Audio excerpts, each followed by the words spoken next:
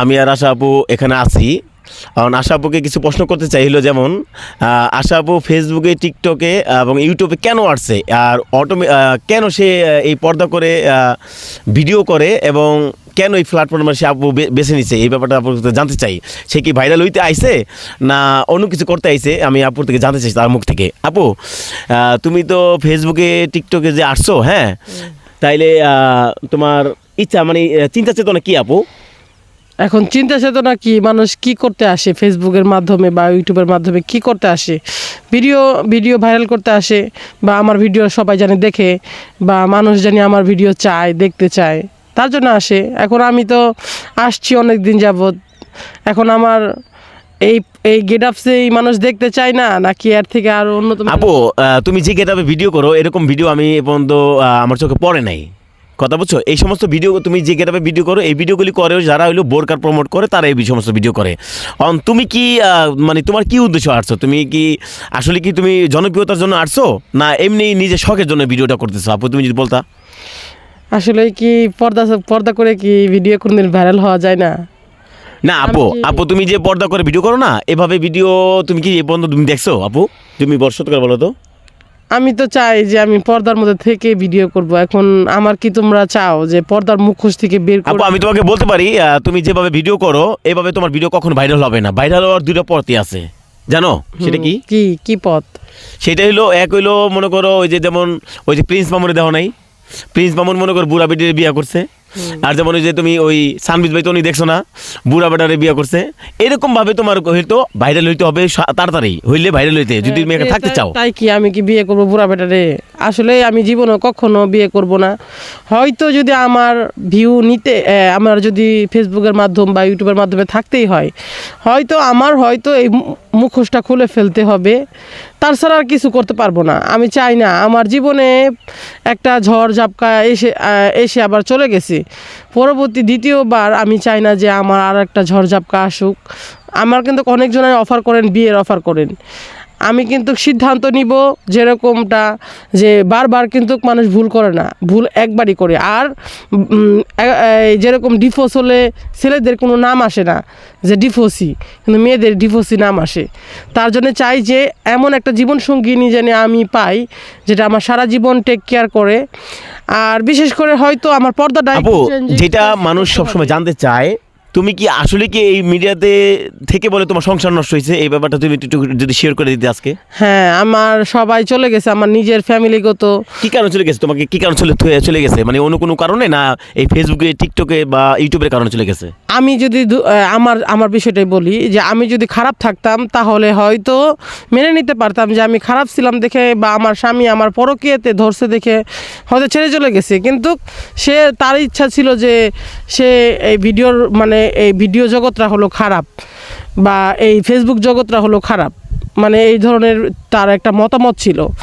আর আমার ইচ্ছা ছিল যে পারে সে ঘরে থাকলে, আমি যদি ঘরের ভিতরে চার দেওয়ালের মাঝে থাকি, আমি খারাপ করতে পারবো। আর যদি আমি বাইরেও থাকি তবু খারাপ করতে পারবো। তাহলে আমি কি সোশ্যাল মিডিয়াতে আসলেই কি খারাপ হয়ে যায় মানুষ?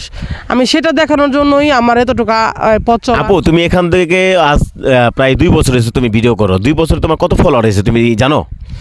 হ্যাঁ জানি, কিন্তু আসলে কি থাকলে, কারণ মানুষ তো মনে করো 6 মাসে 1 মাসে ফলোয়ার আনে। তুমি 2 বছরে তোমার এই মাত্র সামান্য ফলোয়ার দিয়ে তুমি কিভাবে তুমি আগাতে চাও, কিভাবে থাকতে চাও আপু?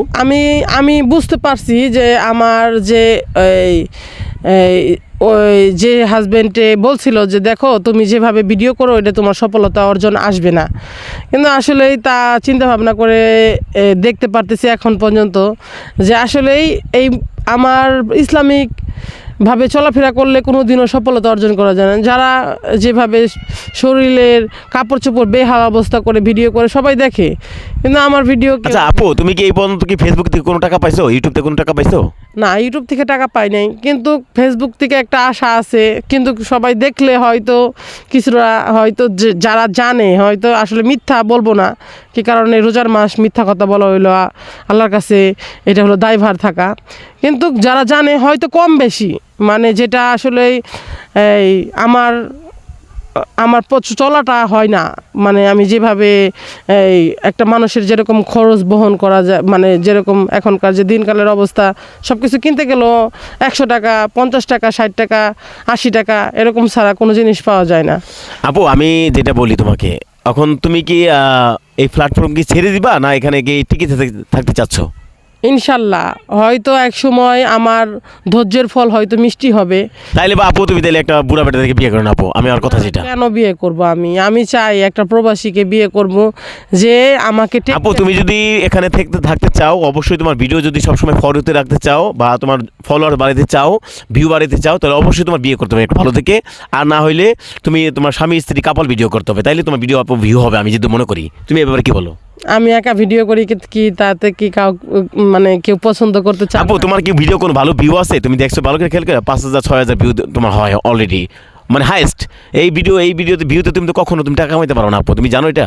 আমি দেখছি যখন আমি ভিডিও করলাম, যখন আমি আমার বিয়ে বা আমি বিয়ে করতে চাই বা আমি কাউকে চাই, তখনকার হয়তো মানুষ দেখতে চায়। আসলে কি আমাকে শুধু চাওয়ার জন্য বা আমাকে পাওয়ার জন্য কি দেখে, না আমাকে সব সময় দেখে আমি জানি না, কিন্তু আসলেই হয়তো আমাকে পাওয়ার জন্য এটা দেখে। কিন্তু আমাকে যারা মন থেকে ভালোবাসে তারা কখনো আমাকে সব আপু ভিডিওই দেখে। একটা জিনিস খেয়াল করবা, তোমাকে ভালোবাসে ঠিক আছে অবশ্যই, এখানে তোমার 1,78,78,000 লোক আছে, সবাই তো তোমাকে বিয়ে করতে হবে না, তুমি নারী হলে একজন, হয়তো এর মধ্যে তোমাকে একজন বিয়ে করতে হবে না। একটা তোমার ভিডিওটা তো ভালো হইতে হবে বা ভিডিও তো সুন্দর হবে, তাইলে শুধু মানুষ তোমার ভিডিও দেখবে।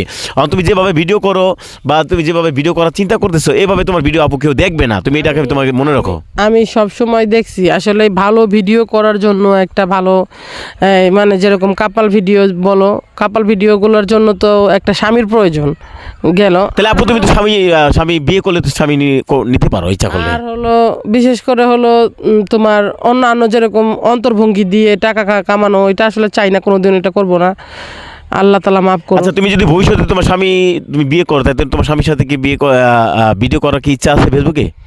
অবশ্যই আমি চাই তো যে আমার সব সময় আমি জানি সোশ্যাল মিডিয়াতে থাকি, আর সে আমাকে সম্বন্ধ দিব।